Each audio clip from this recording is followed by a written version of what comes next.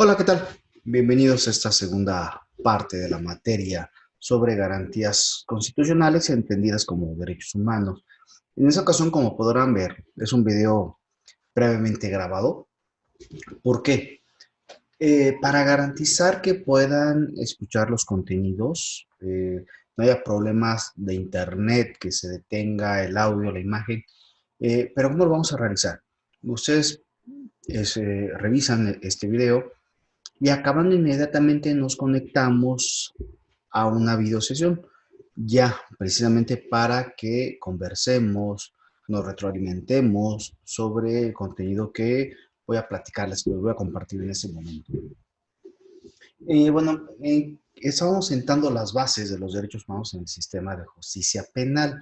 No podemos entender el sistema de justicia penal si no entendemos también primero la democracia. ¿Cómo entendemos la democracia? ¿Cómo estamos buscando que permee hacia los derechos humanos y el sistema de justicia penal en México? Entonces, miren, vamos primero a tratar de clarificar muy brevemente, no vamos a profundizar, no hay tiempo para ello, y además no es el objetivo de la materia, pero sí importante conocerlo. Eh, la democracia, ¿qué entendemos por democracia o cómo debemos de interpretar la democracia? Si bien no podemos establecer un solo concepto para todas las épocas, para todos los momentos, y una forma única en que se desenvuelva, la democracia, en pocas palabras, es la participación de la población en las decisiones públicas. Ahora bien, no todas las democracias, por supuesto, han sido iguales, no todas han desarrollado en formas similares. En su origen, en el mundo helénico, pues la democracia, por supuesto, no involucraba a todos, sino a una élite, que eran los que podían participar en las decisiones públicas, y además no era una comunidad grandísima como el número de habitantes que tenemos actualmente en muchos países del mundo. Se va transformando el concepto de democracia y ya, digamos, en la época moderna, la nueva concepción al término de las monarquías, se establecerán democracias más o menos similares, pero aún así excluyentes todavía. En algún momento tendremos las democracias francesas, en el cual por supuesto no involucraban a los esclavos, igual que en los Estados Unidos de Norteamérica. Posteriormente no involucraban tampoco a las mujeres, e incluso en Estados Unidos de Norteamérica tardará mucho también que las mujeres sean involucradas en decisiones públicas, que decir en México también. La democracia no ha sido siempre interpretada igual, mucho menos llevada a cabo en la misma forma. Entonces tenemos orígenes diferentes sobre su concepción, pero también en la práctica. Miren, a mí me ha llamado la atención por el ámbito en que me desenvuelvo, en cómo enseñamos la democracia en México. En México la enseñamos en papel. ¿A qué me refiero con que enseñamos la democracia en papel? Bueno, aquí hago una pequeña pausa. Y es que nuestro sistema educativo, público principalmente, pero obviamente pero tiene muchos asuntos similares, es que queremos formar ciudadanos éticos, responsables, con valores, participativos, con un alto eh, convicción por la cultura de legalidad, eh, que tengamos servidores públicos responsables, servidores públicos que sean un referente democrático. Y aparentemente en papel, desde primaria, si se revisan los textos, se les enseña esto. Y sí, sí aparecen en los libros de texto, de primaria, secundaria, preparatoria, incluso universidad, pero no se mama, no se aprende, no se adquiere la convicción sobre los derechos humanos a partir de la pura lectura de un texto que nos diga qué son los derechos humanos, qué es la tolerancia, qué es la no discriminación, la inclusión, cultura de legalidad y demás. Cuando en la práctica no se vive nada de eso. ¿A qué me explico con que no se vive nada de eso? En los planteles escolares, tradicionalmente, se vive la cultura de la autoridad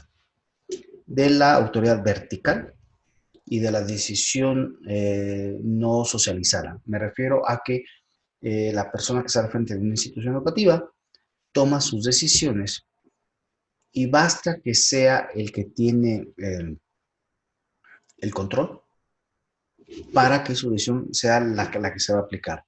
Eh, le dicen que un gobernante en algún momento, sobre la pregunta de qué era una ley o qué era la justicia, lo que respondió es que la ley o la justicia es lo que está dos líneas arriba de su firma. Entonces, en los planteles escolares vamos a ver que lo que viven los estudiantes y las estudiantes es simplemente que viven bajo el principio de autoridad, nunca bajo valores de derechos humanos en la práctica. Los reglamentos escolares son totalmente un reglamento imperativo, coercitivo, obligatorio, sin libre participación de los estudiantes, no se les escucha, no hay un debido proceso, nunca se elabora el reglamento en colaboración con los padres, las medidas y sanciones son discrecionales, subjetivas, basadas en estereotipas, en estereotipos, como no sé, que lleven los hombres el corte corto tipo escolar. ¿Qué tiene que ver eso con la educación? El cabello corto tiene que ver con un mayor rendimiento del niño en el plantel escolar, porque si lo fuera así, las mujeres también tendrán que ir con cabello corto. Son decisiones basadas en estigmas, en estereotipos, que no rompen paradigmas, y por lo tanto, pues lejos de que los y las niñas vayan viviendo, absorbiendo estos valores, lo que tenemos es que lo que realmente aprenden es que lo que importa es quién está al frente, que el que está al frente es el que manda y los demás tienen que obedecer. Y punto. Y a partir de ahí tenemos una incomprensión sobre la figura incluso del primer mandatario en México. Cuando le preguntamos al ciudadano común, o a varios de ellos, por qué el titular, el presidente de la República, es el primer mandatario, la mayoría nos va a responder porque es el que manda. Un error conceptual gravísimo porque sabemos, bueno, obviamente los abogados, que el que manda es el mandante y el mandatario es el que obedece. El presidente de la República es el primer mandatario porque es el primero en obedecer. Es el primero que debe ser el mandato de quién? Pues de los ciudadanos, de los mandantes. Pero vivimos bajo esa idea porque es la que vivimos desde la educación escolar. La cultura del que manda, del que está al frente, sin importar si tiene la razón, si es justo o no, simplemente se acata porque es el que está al frente. Entonces, cuando estos ciudadanos, bueno, estos niños, niñas llegan a ser ya ciudadanos plenos de derechos, y ya que sean particulares o sean servidores públicos, pues no ponen en práctica lo que decía el librito sobre que eran derechos humanos, sino que vivieron y que palparon, porque me dan cuenta sobre las experiencias como el ser humano pues va a responder en sus acciones.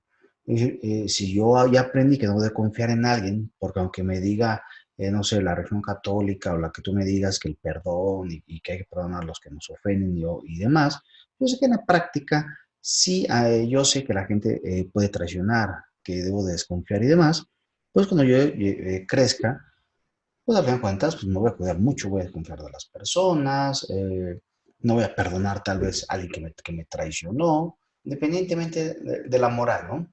Entonces, lo mismo pasa con derechos humanos. Si no estamos convencidos de ello, pues no va a servir de nada. Y si no lo mamamos desde la educación, con que sea compatible lo que dicen los libros con lo que nos enseñan en la práctica el cuerpo docente, pues de nada sirve memorizar derechos humanos. Y la consecuencia está en el servicio público y ciudadanos ya cuando somos grandes. Y nos hablan de una democracia cuando nunca la vivimos de niños, menos de, bueno, nunca, ni de niños, ni de preadolescentes, de adolescentes, un poco ya más bien por la conciencia, pero no porque se respeten el plantel escolar. Ya de jóvenes, bueno, ya es otro tema. Entonces, la democracia, ¿qué es? ¿Y cómo se enseña en México? ¿Y qué entendemos por democracia? Eh, México, cuando aparentemente somos una democracia desde que nos separamos de la corona española, pues sabemos que en la realidad nunca hemos sido una democracia plena. Hemos sido una democracia simulada, sea bajo un gran presidente o presidentes dictadores, ya sea porque tenemos un partido hegemónico, pero no lo tenemos. Y además, bueno, hasta que salió el partido hegemónico en el año 2000, podemos tal vez poner una fecha en la que México, el México actual, entra una democracia más plena. Y digo más plena solamente porque esa es una democracia electoral, nada más. Falta toda la participación de la sociedad para poder hablar de una democracia plena. Pero bien, ¿qué es una democracia plena? ¿Qué significa una democracia plena y derechos humanos? ¿Por qué no podemos hablar de derechos humanos en ambientes donde no haya una democracia? ¿Por qué no podemos pensar en democracia? Bueno, miren, un modelo democrático. Claro, debe haber la participación del ciudadano en elecciones periódicas libres, competitivas, por supuesto, y en condiciones de igualdad entre ciudadanos para poder participar. Debe existir un Estado de Derecho, un orden jurídico a nivel nacional, orientado para el bien común de todos los ciudadanos y que esté sustentado sobre una distribución con poderes, con independencia de funciones. Este equilibrio, este sistema de equilibrios, frenos y contrapesos que en México lo tenemos dividido en cuatro en lo que es nuestra constitución. El poder ejecutivo, legislativo, judicial y los poderes autónomos, que es un cuarto poder. Debe existir también un régimen de libertades públicas que garantice permanentemente las libertades de pensamiento, de información, expresión, de movilización, organización, de petición, de religión, culto, entre muchas otras. Debe ser un orden social que esté orientado a la justicia, que nos garantice a todos los ciudadanos el acceso a un mínimo de derechos fundamentales, piso, por supuesto, como se llama, un piso en derechos fundamentales como en educación, en la cultura, en la salud, en el acceso al trabajo, a la vivienda, el derecho a la privacidad, a derechos económicos y culturales como en cuestión de un ambiente ecológico, sano, y una seguridad y justicia, paz, ¿no? Al interior. Entonces, hay todos estos principios y paradójicamente vamos a encontrar que a nivel interamericano, hasta muy recientemente, en el 2001, eh, sacamos nuestra Carta Democrática Interamericana. Es decir, apenas ya en el siglo XXI, el continente americano, el sistema de la Organización de Estados Americanos, emitimos nuestra Carta Democrática. Desde el 48 tuvimos nuestra Declaración Americana, en el 69 la Convención Americana, pero muy recientemente, apenas en 2001, tenemos una Carta Democrática. ¿Qué significa esto? Que hasta antes de este siglo y todo lo que fueron la mitad del siglo pasado en Latinoamérica nunca nos regió, perdón, nunca tuvimos bien a bien en un documento una descripción de qué era la democracia para los Estados americanos. Y es que, bueno, recuerden que durante la segunda mitad del siglo pasado, pues Latinoamérica hubo mucha inestabilidad. Hubo golpes de Estado, hubo dictaduras, hubo muchos problemas económicos, sociales, culturales, bueno, todavía los tenemos. pero bueno, los países no estábamos listos, no teníamos una madurez política para podernos sentar y delimitar qué era la democracia para todos nosotros. Entonces, obviamente siempre fue un problema esto.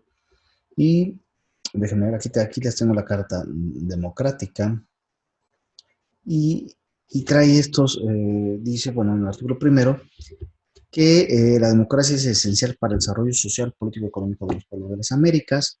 El ejercicio efectivo de la democracia representativa es la base del Estado de Derecho y los regímenes constitucionales de los Estados miembros de la Organización de los Estados Americanos.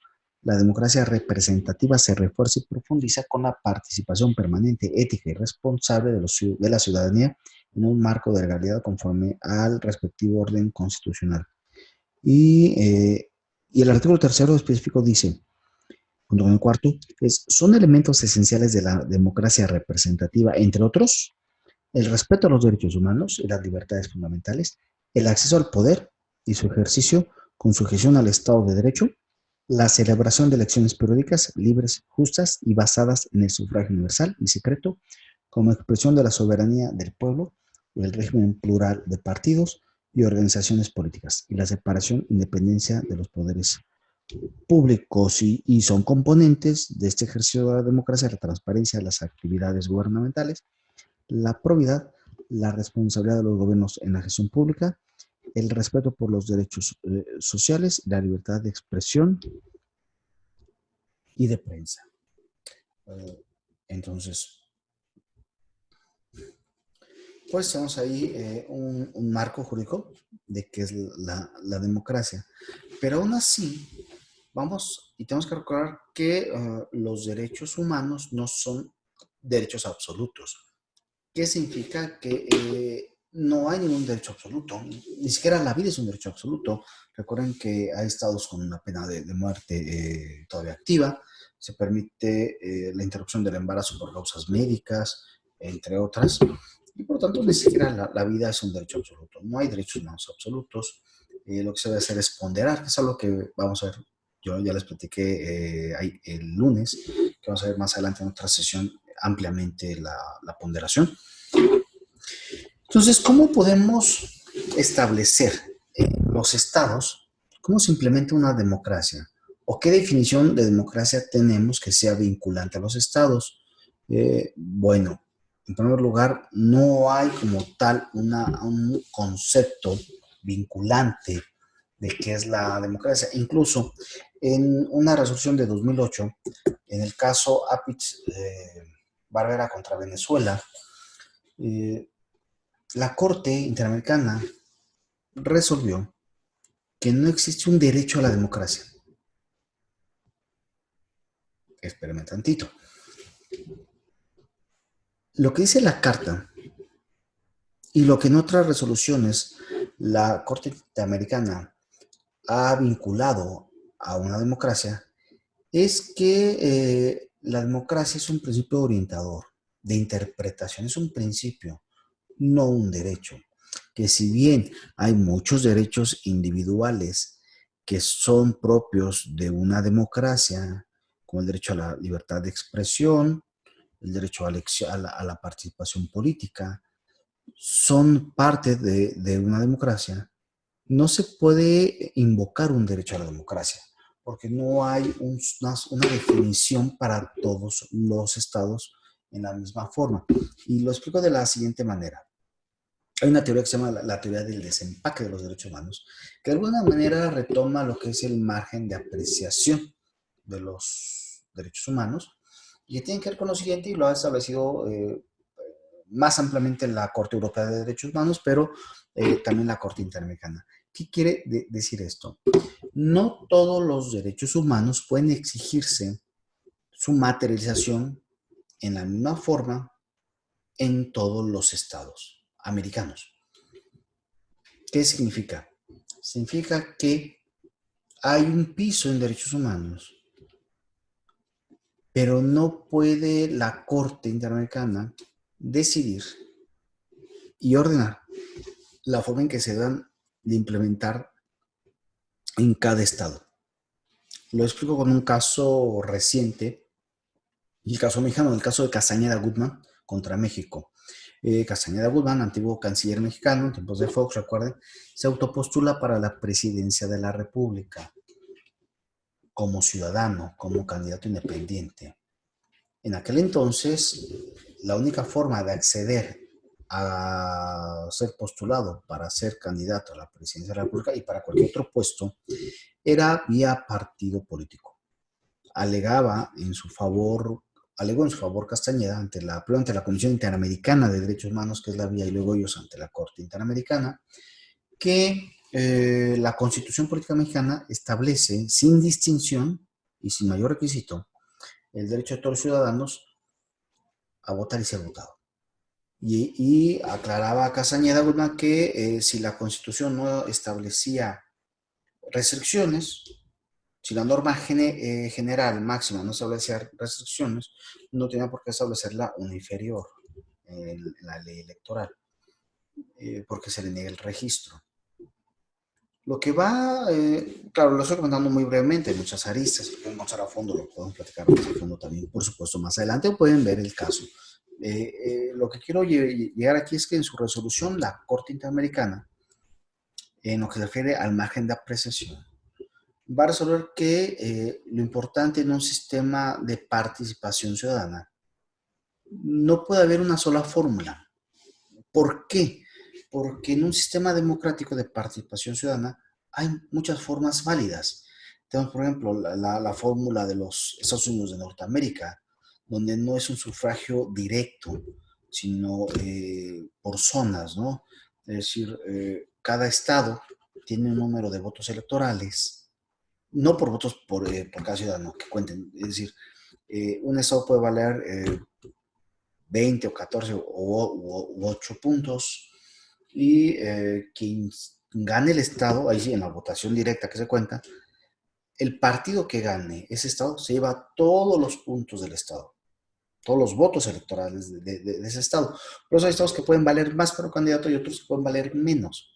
En un estado que tal vez tenga menos votos electorales, a lo mejor puede tener una mayor participación individual en número de votantes que otro estado que tenga mayor número de votos electorales, aunque hayan votado menos personas. Entonces, no necesariamente el que gana una elección en Estados Unidos de Norteamérica es el que haya tenido más votos por persona, pero es una fórmula válida, una fórmula democrática también. Entonces, lo que dice la Corte Interamericana es que no puede haber una sola fórmula para esta participación ciudadana. En México tenemos una, y el que sea con partidos políticos incluso va a establecer la Corte algo que es muy relevante en cuanto a los hechos específicamente ocurridos en México, porque dice que la fórmula democrática en México, si bien tal vez pudiera ser no perfecta, cumple con los propósitos esenciales y además ha funcionado a través de una historia compleja en nuestro país. No deja por supuesto, de sugerir que se establezcan fórmulas para una libre participación de los ciudadanos en la contienda electoral.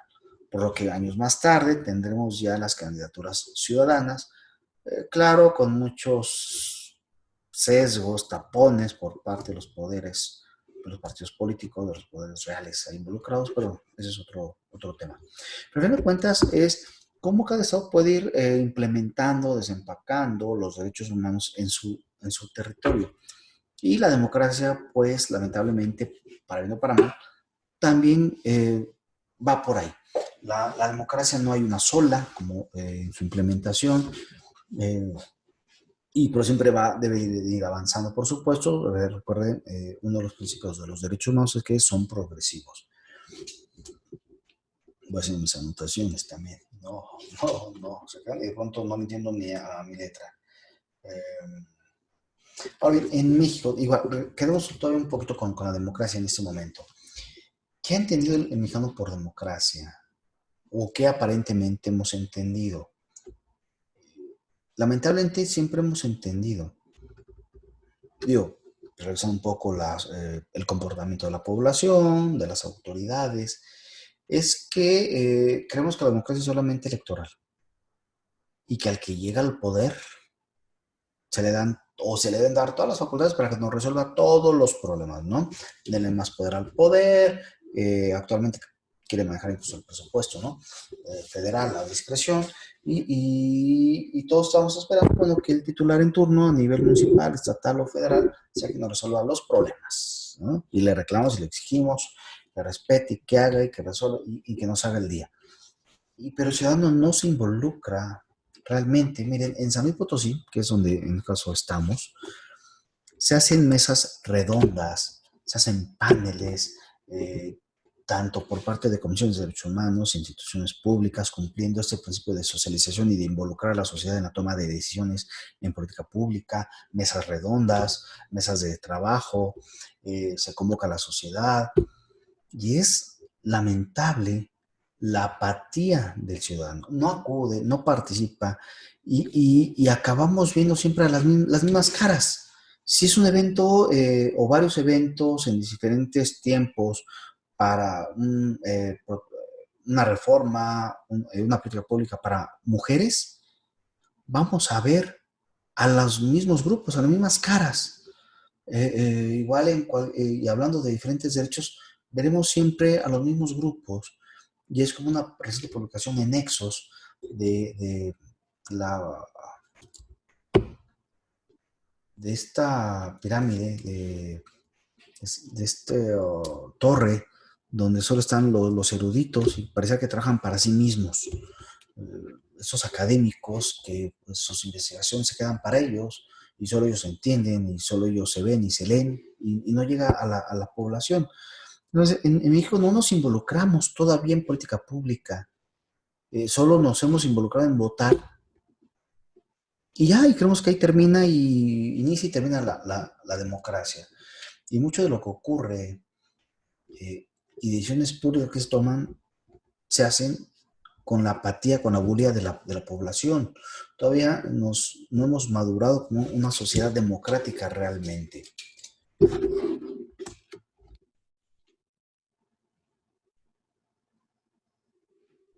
Tenía aquí una anotación que ya no me entiendo ni yo, perdón. Bueno, vamos a continuar. Bueno, pero ¿qué ocurre entonces con México? ¿Por qué vamos a la reforma en justicia penal? Bueno, perdón, eh, ocurre que en 2003, bueno, previamente a nivel internacional se crea la Oficina del Alto Comisionado de Naciones Unidas y viene a México cuando habíamos pasado esta elección del 2000, este cambio de régimen por fin, y nos entregan un diagnóstico. El diagnóstico que nos entregan es muy emblemático, porque a partir de ese diagnóstico que nos hace la Oficina del Alto Comisionado de Naciones Unidas, es que incluso va a acabar reformándose la propia Constitución en materia de derechos humanos en 2011. ¿Qué encuentra en materia de justicia? Todas estas investigaciones, hubo investigaciones del Centro de Investigación y Docencia Económica, del Centro de Investigación para el Desarrollo, del CIDE, en el que en sus investigaciones van a encontrar que la mayoría de las personas eran encarceladas por distintos tipos de robo, y solamente una minoría había cometido delitos graves como homicidio o secuestro. Y hablo claro, antes de la reforma de 2008. En 2002, por ejemplo, 59% de las personas en reclusión habían sido acusadas de cometer algún tipo de delito de robo, y solamente el 8% por homicidio y 4% por secuestro. Los montos de lo robado indicaban que el sistema de justicia se dedicaba a capturar, perseguir y condenar a un elevado número de personas por delitos menores. Por ejemplo, para 2002 y 2005, una de cada 4 personas eran encarceladas, que fueron encarceladas por robo. La cuantía era de menos de 500 pesos. Vean el tamaño, ¿no? Y la duración de los procesos judiciales en promedio era de poco menos de 7 meses para las personas acusadas de cometer un robo simple, y en lo que respecta a, o lo que tenga que ver en cuanto a sus sentencias, estas duran en promedio 9 meses. Entonces, obviamente, estas encuestas eran terribles en lo que arrojaban. Eh, pero bien, cuando se entrevista a los reos, bueno, a las personas detenidas, sí, van a contestar lo siguiente, que en materia de corrupción, alrededor del 47% de ellos pensaba que si le hubieran dado dinero a los policías que los detuvieron, los hubieran dejado ir.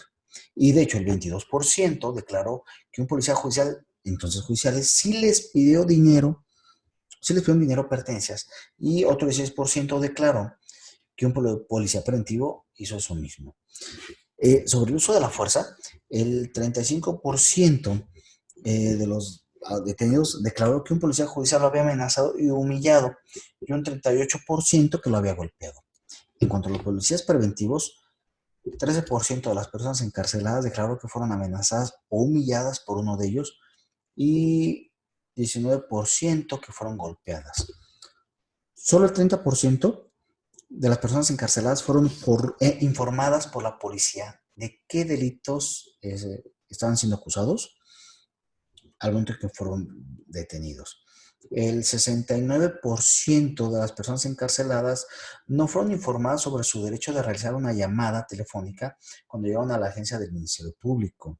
78% de las personas señaló que nadie les informó de su derecho a no declarar ante el MP, y el 66% declaró que no contaron con un abogado defensor al momento de rendir su declaración al Ministerio Público.